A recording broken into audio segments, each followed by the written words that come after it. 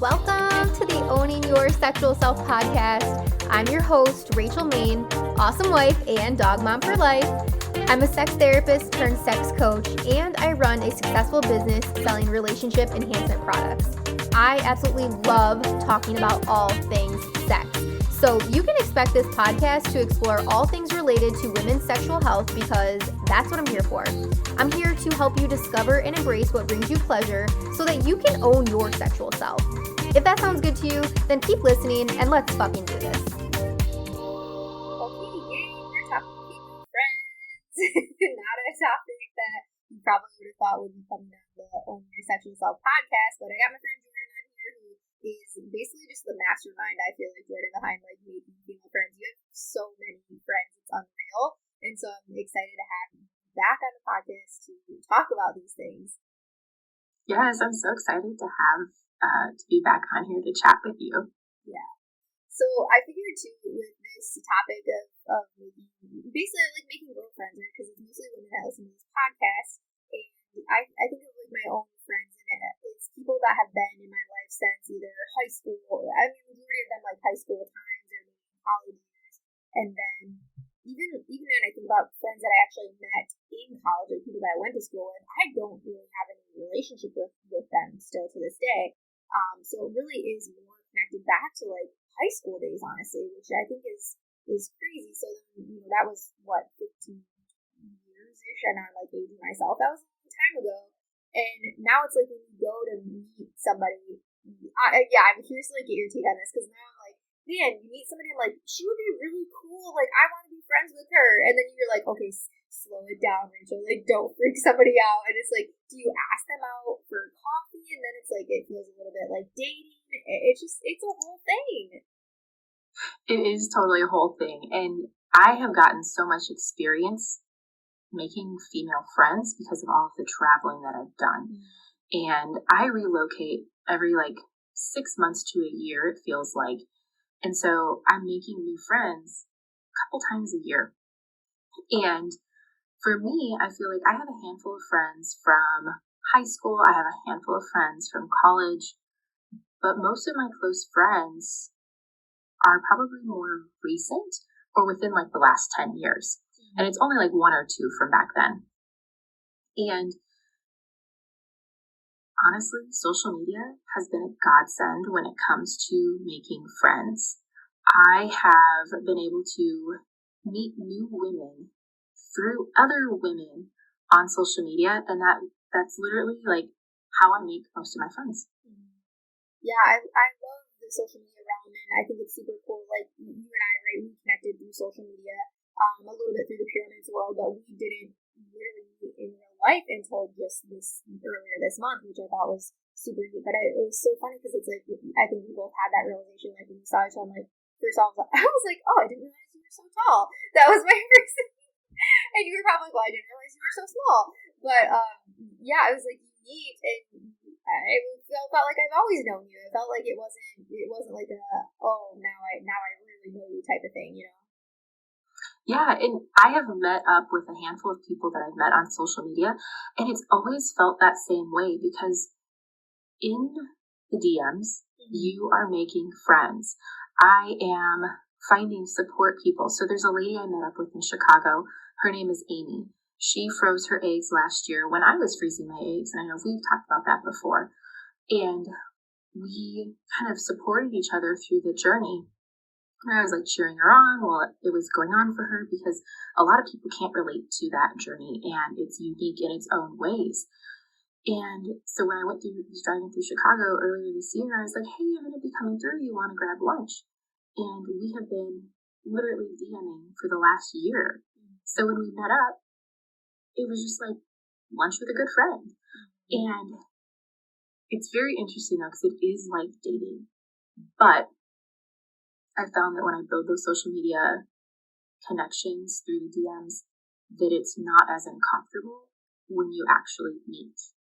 Yeah, I love that because you feel like you've already built a rapport with that people. You've probably shared some things like you were freezing eggs, and that's a pretty major thing that you've connected with somebody through social media about. And then to have that opportunity, it is such a luxury that we have with this lifestyle with being able to travel kind of at the drop of a hat, really, whenever we want, because we are our own bosses, which is really nice. But I commend you so much, because in the times when I'm so introverted, it's unreal, and a lot of people don't know that. But if I'm on the other end of that, like, hey, you wanna meet up and grab lunch? I'm coming through town. Like, no, like, what do you mean? You wanna meet? Like, I don't know. I get freaked out. It's so weird, but I don't know. I love meeting people. I do, because like it's once I get over that hump of anxiety, then I'm like, oh, this is so great, and I have a new friend, and I'm all excited and everything. But it's that initial like getting past the introverted feelings of saying yes and actually going for the meetup that scares me. Yeah, I would have never known that you were introverted. I know. There's like, it comes a point where I'm like, all right, this is enough peopling for me. Like, that I gotta check out and to like go decompress for the next like 72 hours. But I'm curious too. Are you the type of person that do you prefer to have like a lot of friends and acquaintances, or do you prefer to have like your select go-to like small circle of, let's say, like five people?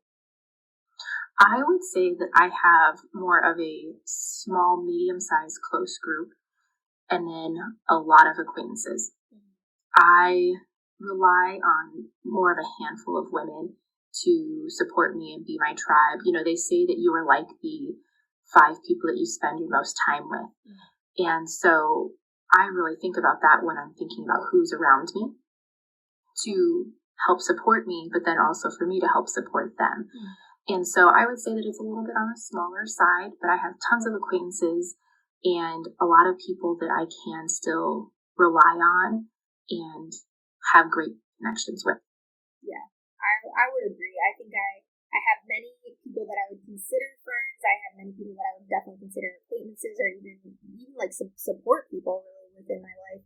And then I would say there's my select go-to, like, and locally too. That's the other thing I want to talk about. Like, when you're making friends through social media, these aren't people that you can just call up and be like, hey, you want to go see a movie? You want to go to lunch? Like, they're likely not in your area. But for my local people, right, you have your select people that, like, for me, considering going out on a boat day, I have my list of people. I have my top go-tos. Like, those are the people I'm spending my most time with. And then if they aren't able to make it initially, then I'm like, okay, well, I would like to see this person. I would like to see this person, But it's always it's about 5 people. Like, those are always my go-to people that I want to spend the most time with. Yeah, that's how it is for me. And then, my travel group, I travel with like the same group of women. And that is the closest one that I live to is an hour and a half away. The other one is 16 hours away. And so the only way for us really to all get together is by traveling, which I also love, because then it gives me an opportunity to catch a flight somewhere, whether it's somewhere I've never been or the same place we always go.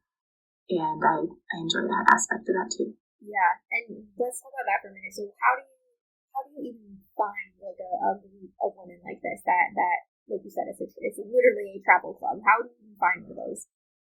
So my group of girls, it's so interesting because back when I was flight attending, about 9-10 years ago, I met my friend Tanisha, and she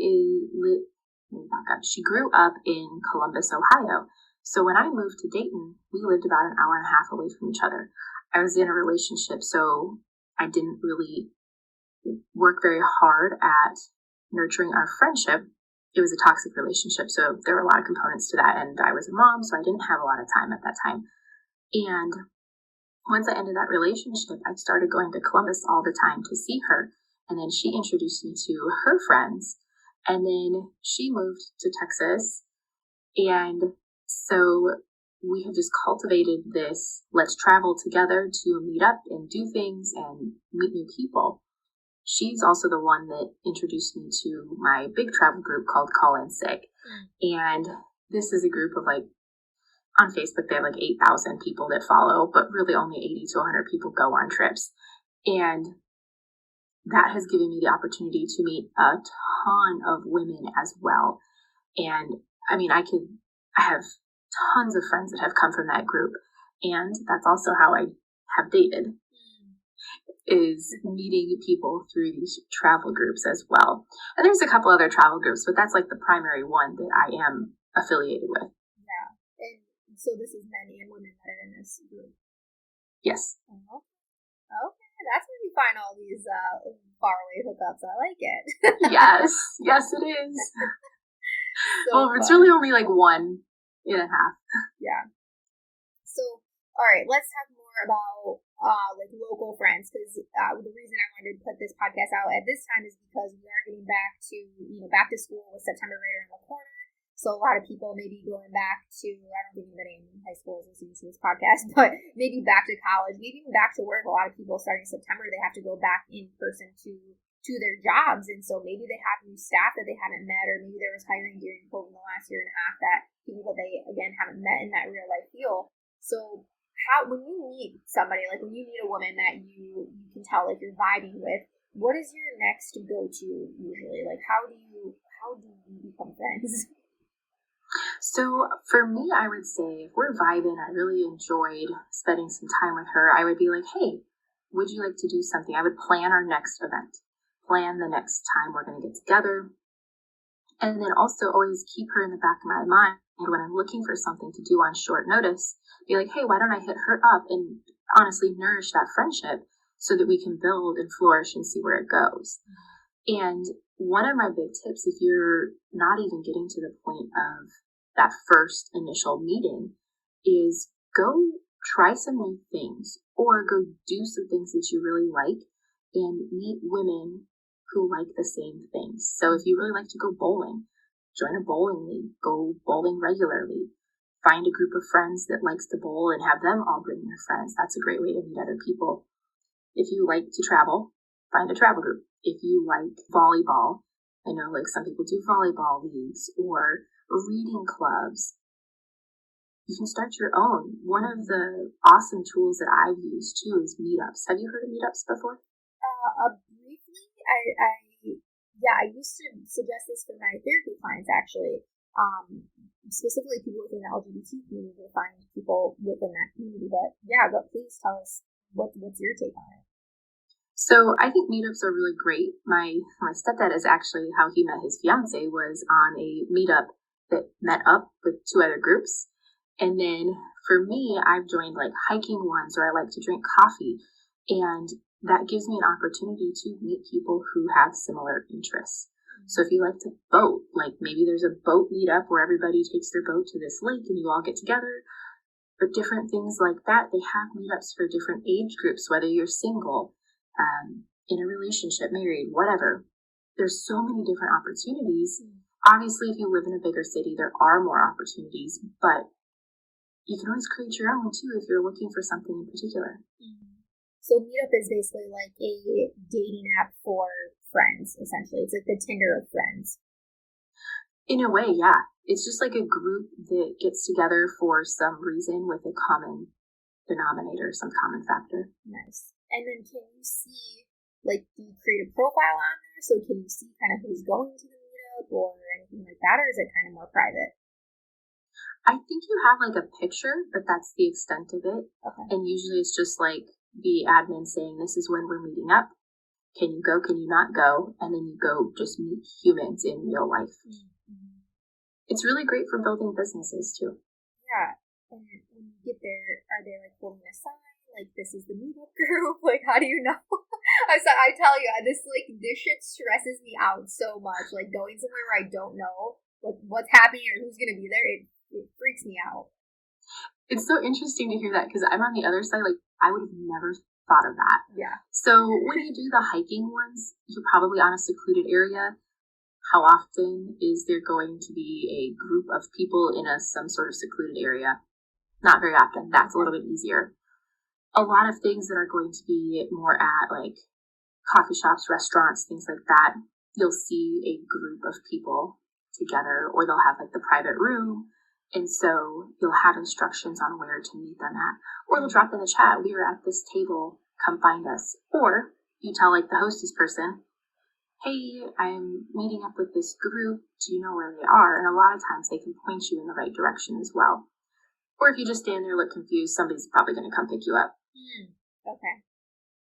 Yeah, I already have butterflies in my stomach when you think about it, because then I'm like, okay, so I get to this place, and then I'm walking up by myself to a group of people. They probably already we know each other. I know how I run a successful business with pure romance doing parties for people I don't know. I literally have no idea, but it's just, I don't know. It's so different. I think when it comes to like your personal life versus business, almost. It is, and I think that we as business owners use that as we use it as a crutch in our personal life, in that we can flip the switch when it's for business and when we're making money, but in our personal life, we aren't able to flip that switch. And I think it all just comes down to maybe like hyping yourself up or learning how to turn that on in your personal life as well. Yeah, it's so funny because I'm thinking of like, Rachel, you were like so sexually confident, you were so physically confident. It's like, how can I be like friendship confident, or like meeting people confident? I don't know. It's like, I almost like wonder if you would recommend people have like a friendship checklist. Like, can I trust them? Are they cool with me talking about pooping? Like, are they open about talking about sex? Like, there's very very pinpointed things that I need people in my friendship circle to like be okay with and do. I love that. And honestly, the people that are attracted to me are going to be the people that want to talk about those things because I'm talking about it. And if they're not interested in that conversation, they're not going to be around me anyways. Yeah, that's a good point. Fun. So I love this. Yeah, I'm thinking if you're meeting somebody for the first time, your next go-to is to set up the next thing. So like the next meetup with them. And definitely Meetup, I think, is a great resource for people to look into. It's so funny that you brought that up because I forgot about that app even. And like you said, with me moving to a new area even, I think that's something I should definitely revisit for myself to make connections with people around here. Absolutely. I have found, so I went on a girl date probably back in December, and you'll love this story. So it was Stephanie Nice, Boyd. Yeah. And I was introduced to her through a mutual friend on social media. He was like, hey, you guys both live in San Diego. You should meet up. I think you would vibe. And I was like, okay, sure. So I hit her up, and I had actually been watching her Instagram for a while. And she was somebody that I wanted to kind of follow. I kind of liked what she was doing. I was really intrigued. And so then one day I slid in her DMs and started chatting, which I love to slide in the DMs, men and women. And which we can talk about sometime too. But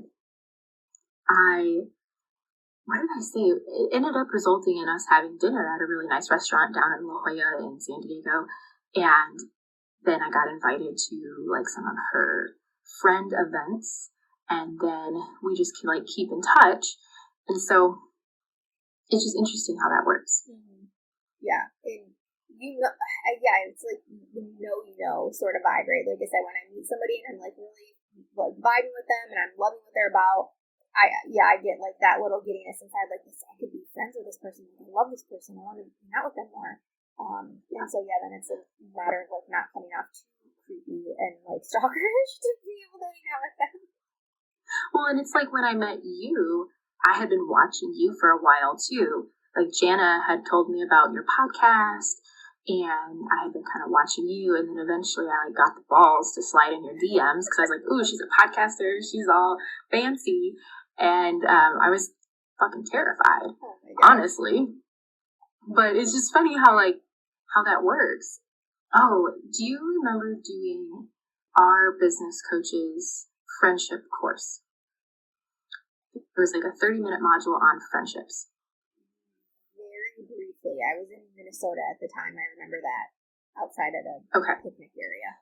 So one of the biggest things that I picked up from that, which led me to Stephanie and then all of her friends, was that get really clear on the type of friend that you want.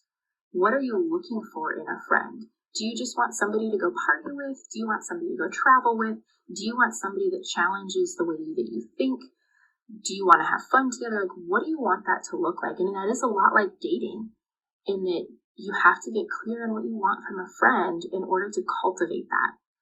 And then you can see kind of how, for lack of better words, how they move. Mm-hmm. And you can decide, like, is that somebody that I want to even explore a friendship with as well. Yeah, I love that. Getting very clear on what it is that you want out of the friendship, and what if it starts off going well, and then maybe something happens, or literally for any reason, and you decide that person isn't really the best friend for you. How do you go about in a healthy way ending a friendship, or kind of letting it sizzle out? So honestly, letting it sizzle out. I'm an avoider. I think that's something that you and I have talked about before. So my toxic trait is avoiding, and I would just avoid the situation. But I think that the best thing, like even when I'm dating, what I do is just let it fizzle out. Eventually, like somebody else isn't going to communicate, and eventually it'll just kind of die. Mm-hmm. And you don't hold on to that feeling of like, oh, I should reach out to them, or oh, I miss them, or I didn't get any closure around this. That doesn't happen for you. So I have lost some friends in my lifetime, and I'll tell you about like a story. This was a college friend, and she only called me when she wanted to share something, and she would talk for an hour and a half at me. I was never asked how I was doing. I never had the opportunity to share. And eventually, like after 5 or 6 phone calls like this, I finally was like, I don't have the energy to allow this type of relationship. Like, I want you to want to care how I'm doing. That's important to me.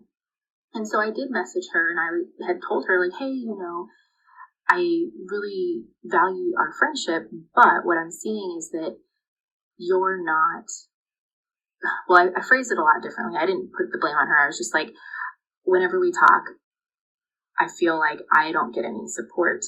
And ultimately, the relationship just fizzled out. And that was that. And it just didn't feel like we were good friends. Something that I've experienced a lot, though, is that because I move regularly, my friendships die a lot easier. And you see who's really your friend, because when you're gone, it takes a lot more effort to be friends with somebody than when you live next door to them. Yeah. It's funny that you say that, because I will say too, I have my group of squad girls that we all met through Pure Romance, and we became friends because we were all shooting for the same incentive trip. And then that incentive trip happened. We were in Jamaica together. We spent the week together, and we got to know each other really, really well. Got to meet each other's significant others and everything. So that's really how that friendship group has started, and now we continue to travel together. But there's sometimes that I feel like I see between Pure Romance events and then our own personal travel that we schedule, I see these girls often more, or talk to these girls often more than I do than my friends that are at home. And sometimes I feel a little bit guilty about that. But it's like we are all in the same business together. So a lot of times conversations and stuff are business related. But yeah, do you have any thoughts on that? Like why would guilt or shame come up around that, do you think? I feel like I relate to that a lot because I have a lot of long distance friends who I stay more connected with than my local friends most of the time.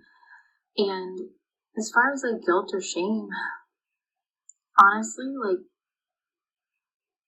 I don't have any good advice other than you have to do what's best for you and cultivate what's best for you. And there's nothing wrong with having long distance friends. There's nothing wrong with having your close friends in town that you see every now and then, which your relationships probably look very different. The people that you see more often, you have a different type of conversation than your business ladies. And maybe you need a little bit more support in the business world. And so you're focusing more time and energy on those relationships. But then the personal friendships have a little bit different type of vibe. Does that make sense? For sure. Yeah. Because, that makes 100% sense. Because when you get in your personal friendships and then you are struggling with something in business, or you're wanting to talk about that, or you're excited about something, it's almost as they don't get it like your other people would. But you kind of talked on that in the beginning, though. It's like you have your 5 people and you go to your certain people for certain things, and you don't go to certain people for certain things, right? Because of that reason. So you kind of go who you know is going to hear and understand you more than the others. Yeah, exactly. Like, I'm not going to go to my non-coach friends for a coach problem. Or when I have a business situation like that I am dealing with, I'm not going to go to my friends that don't run businesses because they don't understand. Yeah, that's exactly right. Well, cool. I think this is a different topic than somebody might have thought would be on the podcast. But I think this was helpful, again, with like back to school, back to work, right around the corner. And even just getting ungrounded, essentially, from COVID, and things are starting to open back up. Fingers crossed they stay that way and people are being safe out there. But you know, you are in a situation now where you can meet more people, and Jordan, you brought up a great point about like meeting people through social media. Even if you're not a business owner, this is available for you. And I love the Meetup app. We'll definitely add that into the show notes because I think that's a great resource for people literally anywhere over the world can download that. Yeah, and I think this is a really great topic for your podcast because part of being a sexual being and having a positive relationship with a partner is having a relationship with yourself and other people. And so it all kind of ties together, really. Yeah. And you need girlfriends. Like, you know, there's so many women out there that I've met in my life. They're like, oh, I don't really get along with girls. Like, I like more guy friends. And I get that to an extent, but that, you know, for those people, I always think like you gotta take a look internally. You know, why is that? Why is it that you don't get along with girlfriends? But you need that. Like, I need my girlfriends that I can go to pure romance parties with and Scentsy parties, and I can invite over to my house for wine nights, and I can have a girls' day on the boat. Like, you need that energy around you. Honestly, it can't just always be you and your partner. Yeah. Absolutely. And I would say that I'm kind of one of those girls that has always said I don't have a lot of girlfriends and that I make better friends with men. However, as I've gotten older, that's definitely changed. And I have tons of dude friends, but I have tons of girlfriends that are also super supportive too. Yeah, I love that. You've grown throughout the years, Jordan. Just a little bit. Well, awesome. So how can our listeners find you on social media if they want to connect with you and be friends with you? Yeah, so you can find me at Jordan Donnell, JordanDnelle, on Instagram or Facebook. And then you can also listen to my podcast, Vaginas, Vulvas, and Vibrators, and anywhere that you listen to podcasts at. Yay! Thank you so much again for coming on today. This was super fun, and sharing your knowledge, sharing your stories, and definitely those resources too. I appreciate you. Absolutely. Thank you for having me, Rachel. Thank you so much for listening to today's episode. If you loved it, be sure to subscribe so you never miss a thing. And if you loved it so fucking much, be sure to leave a 5-star review. I'll see you next week, and until then, keep owning your sexual self.